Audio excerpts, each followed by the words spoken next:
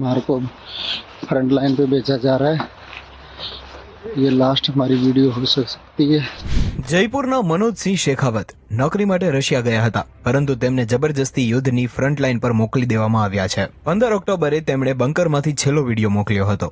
हमारे को जबरदस्ती फ्रंट लाइन पे भेजा जा रहा है। 20 दिन की ट्रेनिंग दी है और हमारे साथ वाले 15 आदमी मर चुके हैं, एक रात को मर चुका है और हमारे को बोल रहे हैं 20 साल की सजा होगी, तुम लोग आगे नहीं जाओगे तो। મનોજ 4 જૂને રશિયા પહોંચ્યા હતા। દલાલોએ તેમને બંકર ખોદવાના બહાને યુદ્ધમાં મોકલી દીધા। થોડા દિવસ પહેલા તેમણે પરિવારને કહ્યું હતું, 3 દિવસ સંપર્ક ન થાય તો સમજવું કે હું જીવતો નથી।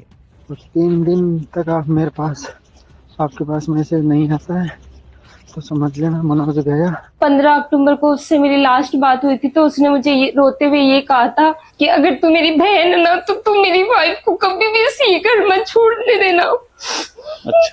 ભાસ્કર ટીમ મનોજના ઘરે પહોંચી। તેમનો પરિવાર આઘાતમાં છે। તેમને અનહોનીનો ડર સતાવી રહ્યો છે।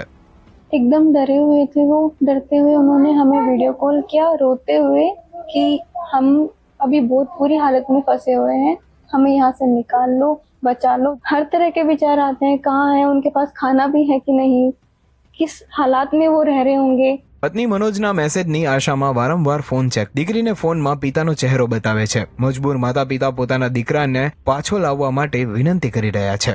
कोई ऐसा हो मनोज को लाए, हमारी तो उम्मीद टूट चुकी। वो दिन में 15 बार फोन करता था, 15-17 दिन में एक बार नहीं फोन करा तो